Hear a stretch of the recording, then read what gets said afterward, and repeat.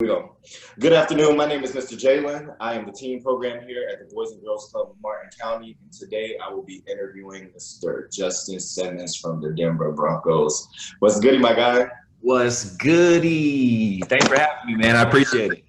No problem. No problem.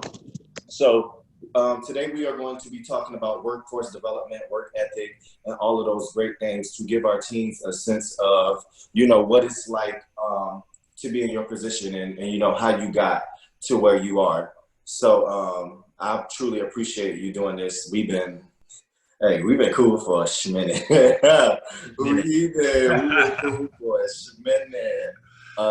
For you guys that don't know, I met Justin when I was in the 11th. I actually met him when I was in the 10th grade. He was in the 11th grade. We had a science class together. Nobody didn't want to be my friend. Justin was the only one that wanted to be my friend. He low-key used to cheat on my paper, but I ain't gonna tell nobody that. I ain't gonna tell nobody what he used to do. My secrets, man. But we're gonna start off. Can you tell me a little bit about, your childhood? Like, what were your hobbies, and how were you growing up? Yeah, my childhood, I would say was, like being in middle class. I had two younger brothers, and so I would say, my parents did a beyond amazing job of making my childhood as authentic and organic as possible. Like, I always felt like, although at the time I didn't know, like, we were like middle class, middle of the road. I felt like, we were like above and beyond. So I felt like they always did a good job of making us feel like important, and making us feel like, we had so many great things going on. And not that things weren't great going on, Right. but weren't as good as they might have seemed. And so I was really, now obviously being older and looking back on that, I was really appreciative of that. But my childhood was great. One of the things I'm the most thankful for growing up was my family, especially obviously my dad, kind of instilling in me at such a young age about work ethic and determination, and the willingness to finish what you start, things in that nature. And so I'm so appreciative of that, because he instilled that in me at such a young age. It kind of helped set me up for just life in general, and the things that I wanted to do and wanted to accomplish. So I was really appreciative for him for doing that for me. And so obviously, like, some of my hobbies, sports being a big one. I played 3 sports pretty much all my life. Basketball, football, and I played baseball a little bit. Ran track when I got to high school, but that was about it. Then another hobby is, playing games. I'm a big gamer. Love to play. Oh boy, can't get you off that game. Love to play me some video games, man. Love to play me some video games. But that was something else I was thankful for, man. My dad, I love video games, and it's probably because my dad, put me on to them. But he did it because, the times that we were super busy, right? You play football, basketball, and baseball. Those are year round. But for the times that we didn't, he wanted us to play games. And so we weren't like out and getting in trouble. So we weren't out, doing who knows what with who know who. Absolutely. He had us inside. It sounds weird, inside playing video games, but we were super active. But the times we weren't, he wanted to make sure we weren't doing anything stupid. And I gravitated towards that, so. Absolutely. And we know Vic, we know Vic don't even play no games. Don't play no games. And for you guys that don't know, Justin is super duper competitive. Anybody that knows Justin, I'm not that competitive. Super competitive. He is going to make sure he wins. He is going to make sure he wins. At what point do you think you saw yourself, like, the NFL being a reality for you? Like, at what point did that set in for you? Honestly, for me personally, it wasn't until the end of my junior year of college, where I really was like, oh shoot, like, this possibly could happen. Like, I really could, make this happen. No doubt that I think I was good enough, like, going from high school, going into college, even in my earlier college days, you know, no doubt that I thought talent-wise I could. But you have to understand, like, you know, for those who are going to watch this, like the possibility of, you know, making an NFL roster is less than 1%. Like, you know, so you think about all the guys out in America that are trying to get on an NFL roster, like, you know, the chances of making it are less than 1%. So like, you have to be just, I mean, yeah. So like less than 1% is just unreal. So like, I was like, yeah, of course I want to, of course I think I am good enough, but you know, I'm not going to put all my eggs in that basket. You know, I'm really going to focus on, you know, finishing my degree at BC so I could set myself up for success, you know, after football, if football is even a possibility, because even an average NFL career is only 3 to 4 years.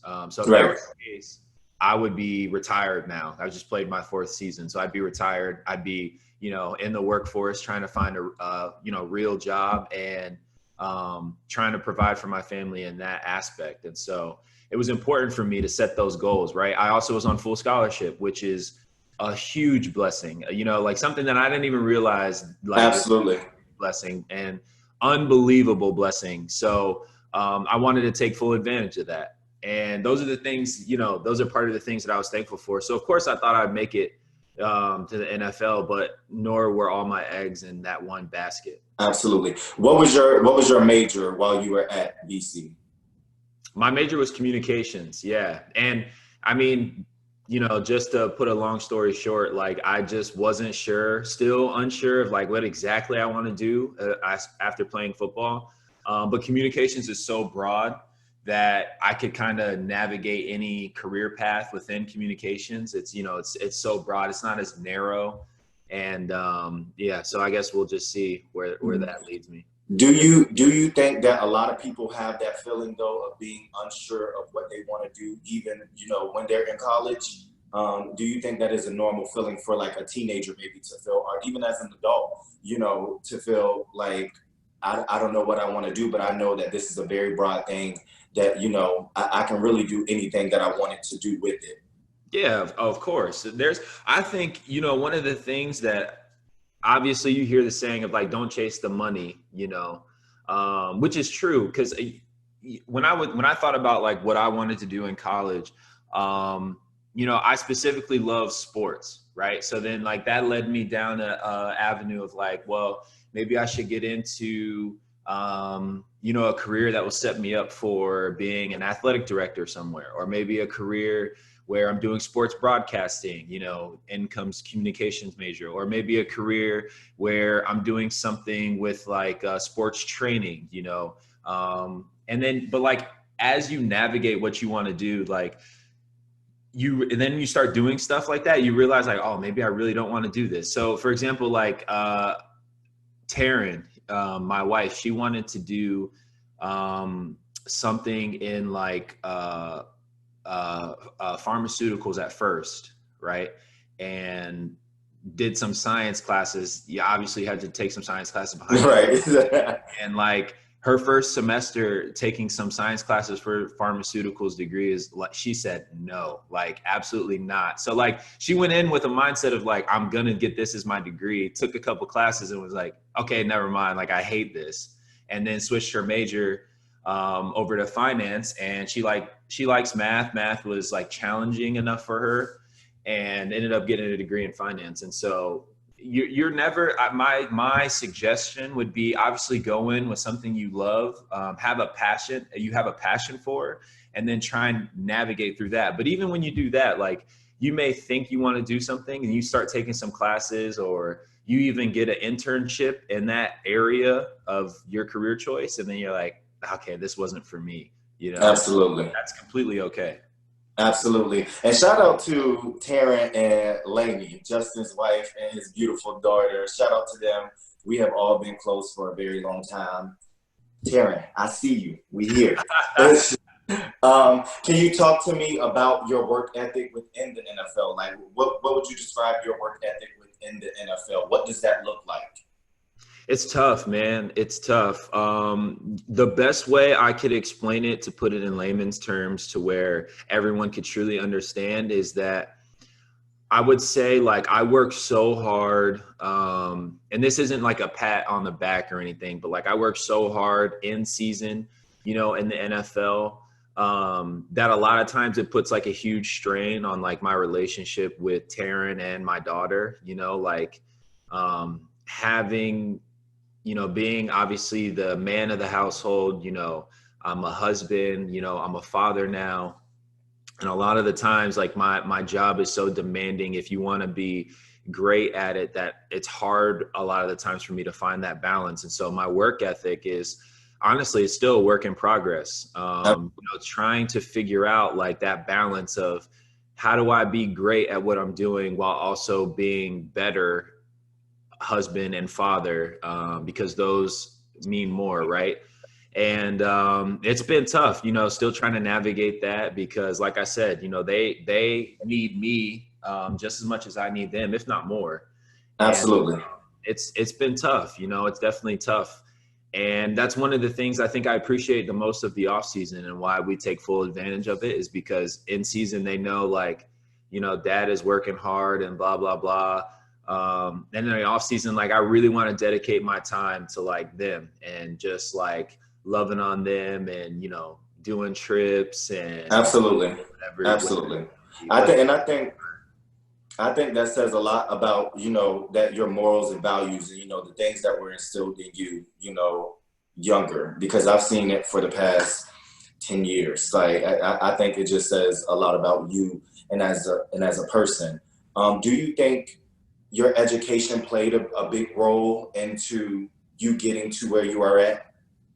yeah, no, 100%. I think without my education, I wouldn't even be close to where I am. I mean, like I think about it too. Like I went to Boston College on a full scholarship. For those who don't know, like Boston College is a very prestigious academic school. So it's almost like you're going to an Ivy League school, like a Harvard, Yale, like Cornell, but you're playing against like, true Division I talent like Florida State, Absolutely. Clemson, Miami, excuse me. And it's so for me, like being able to be exposed to Boston College's academic, rigorous schedules was like next level for me. A kid from South Florida, like, and don't get me wrong, like I was a smart student, but like average. Like I didn't take AP classes, didn't take honors classes. I took on-level classes, got B's, maybe a couple A's. And like, there's nothing special about me as a student other than like working hard, which Absolutely. everyone could probably speak to. But so being able to be exposed to, I wouldn't have got into BC on my own academic, list. Like I wouldn't have. And so football was just a stepping stone for me to expand on my career. And I'm forever thankful for that because, as much as, you put effort and energy into your sport, like it opened up a door for me academically to where now, like career wise, like I have so much more flexibility and so much more room to do what I want to do because of football. And I'm so thankful for that. And my academics were huge, like a huge part. Honestly, I wish I took them a little bit more seriously while I was in high school and things like that. Okay. And then, and do you feel, what was the feeling like? Because of course, anytime you get a promotion or anytime you may get a bonus or anything like that, that comes with some source of, it's a source of excitement. So then we talk about, money management. What did that look like for you, when you first got into the career that you're in now, as far as being an NFL player? Were you knowledgeable about, money management and all of those things? Like how did that play a role within you getting to where you are at? Yeah, not at all. In terms of money management, like, I mean, you're talking about, and maybe my situation would be a little unique, but you're talking about like, pretty much, being, well, I wouldn't say like complete, because people obviously still have to pay like college loans and all that stuff. But I went from, graduating college to going into the NFL and, having that paycheck, like your signing bonus hit almost immediately. And so like I went from like having like nothing in my account to like more than I could have imagined. And so Absolutely. On my spectrum, it was like how do I manage, like how do I budget, how do I set this up, like I don't want to have more than I need, like what does this look like? And so I was just very blessed because obviously I had Taryn, and Taryn's a finance major, and so and very smart, very smart, super smart. So she was walking me down all these steps and like, you know, roads of like what we need to do, what we should do, what you could spend it on, what you shouldn't spend it on, you know, renter's insurance and all this stuff. Like I had no idea about. I'm a communications major. Like I don't know anything about any of this stuff. And we also talked to numerous financial advisors, right? Got their ideas on some things. And obviously with our career, you need to have a financial advisor, or at least it would be smart to. So I finally, so we decided to go with a certain branch of a financial advisor in their company, and they've been helping us like budget our money for long-term success, not just, you know, temporary success. And in my opinion, no matter what your career choice is, like that's what you set it up for.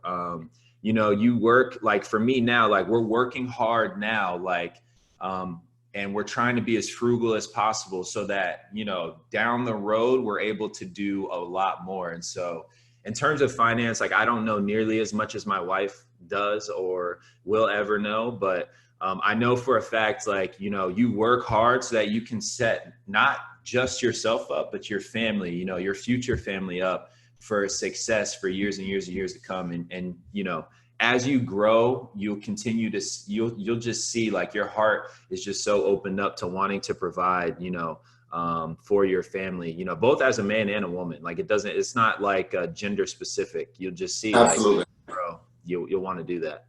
Absolutely. Now, what advice would you give to that rookie who's coming into the same situation that you are? You know, they're just coming in and they have that same feeling of excitement, and it's just like, oh, okay. What advice would you give that rookie who is getting into the same career that you are in?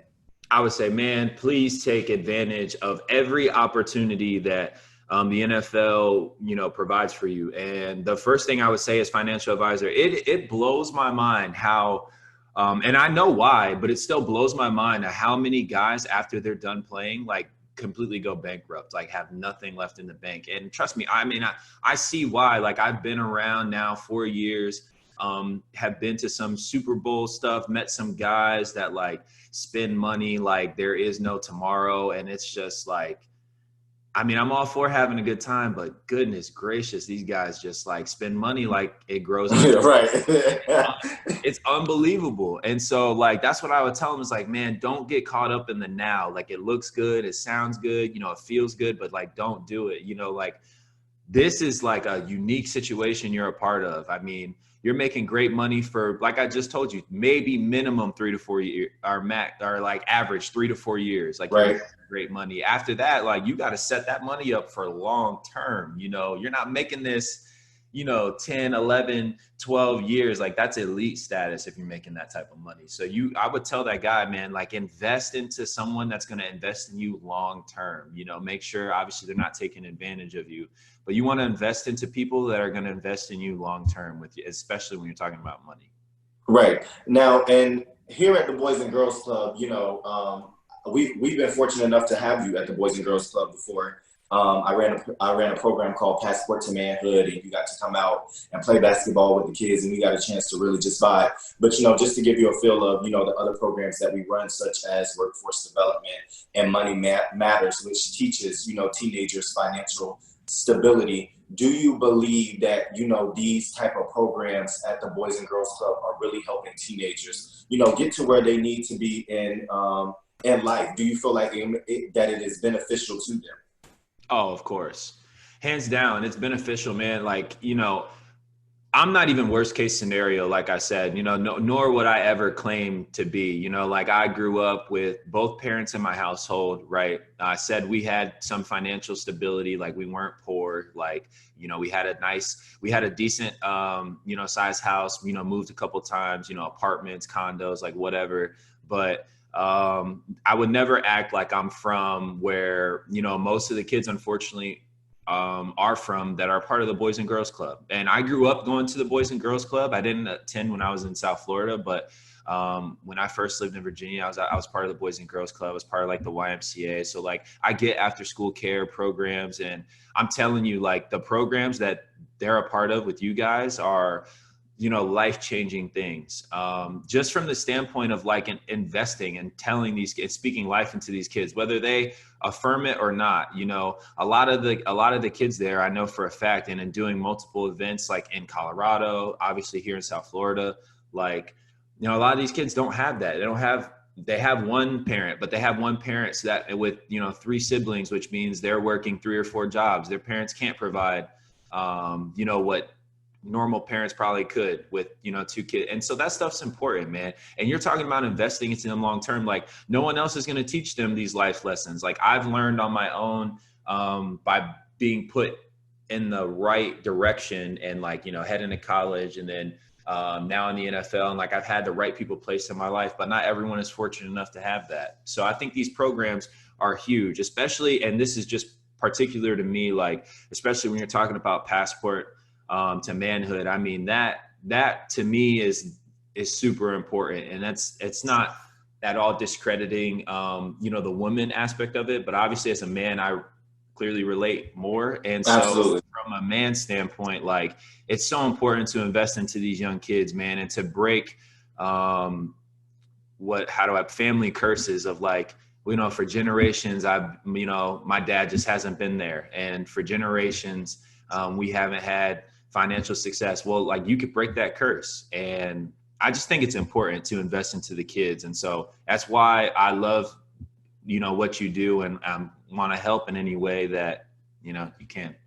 Absolutely. And I think one of the biggest things, in my team room, and, I'm a firm believer in, you are a product of your environment, but you have opportunities to change that. And I believe it starts somewhere. So I do believe, when a team walks into my room, if they want to be somewhere, I'm doing everything that I can to get them to where they would want to be in life. So I definitely feel everything that you're saying on that level. As we wrap this interview up, what would you tell the teenage Justin Simmons? Me personally, what I would tell him is stop cheating off my paper before you get me caught. But but what would you tell the teenager? Oh, that's a good question, man. Honestly, what I would tell him is I would just affirm him in what he kind of already knows. Like there's nothing really that I would have changed other than, speaking life into the fact that should probably take school a little bit more seriously and not just like get by. Absolutely. But outside of that, I would just affirm him, trust in yourself, believe in yourself. Like I had a lot of doubts when I signed to Boston College and, was doing research on it. Like, man, I'm not going to make it. Like this school's, so academically above like where I'm at. Like, and even when I was there, like I struggled my first year and a half, like with that. And in high school, even, like I didn't challenge myself and take AP and honors classes because the first semester of my freshman year I did, and I didn't do as well.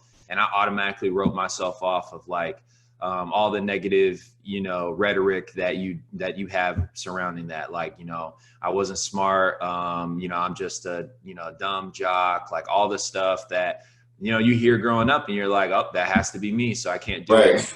I would have just affirmed myself like, bro, yeah, you can do it. Like, it'll be a little bit more challenging, a little bit more work, but nothing you can't do. Like, just affirm and believe in myself. And so, those are the things that I think of, like that's what I would go back and tell myself is like, hey man, don't listen to, the doubt in your head, listen to the voice that's going to be lifting you up, Absolutely. I think reassurance is one of, the greater things that we can do within our organization for teens. We always want to reassure them that, you are making the right decision and, you are a young adult and we want to give you that responsibility. It's just how you handle it in the end that will determine your future. So I think that is great.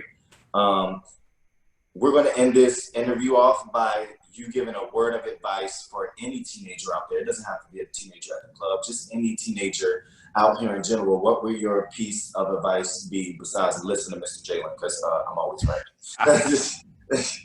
Yeah, my piece of advice would be to, I think the biggest thing, and you kind of hit on it. My biggest advice I always give is kind of twofold. I will say one is you can't help a situation that you were brought up in, but you can definitely change the outcome of any situation that you are in.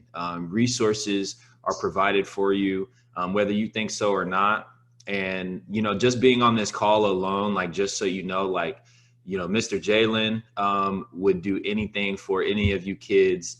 I mean, the type of guy that I've known, you know what I'm saying, since my junior year of high school, that I'd take the shirt off his back just to make sure that you could be able to achieve the things that you want to achieve, right? Using myself as a resource, like, obviously we're really good friends. So like anything that I can do to help you to set up your dreams and goals, right? That's what I would want to do. And so that would be the first thing, is like, you may not have had control of how you grew up or your situation that you're in, but you definitely can control the outcome of that. Absolutely. On some of the choices you make. And then secondly, I would just say, you know, believe in yourself and believe in the fact that you can. You know, one of the things that I'm super appreciative of this platform is, I would say I'm obviously less than 1% chance of making it and doing something that I thought I had the talent to do, but never thought I could actually make it, just because of the percentages, right? And so I'm a product of the environment. Like I'm telling you, like, I wasn't the best athlete to come out of Martin County. I wasn't the smartest. You know, there was really nothing, like, one trait about me that like made me stood out and was like, dang, yeah, he's definitely going to go somewhere and do something big.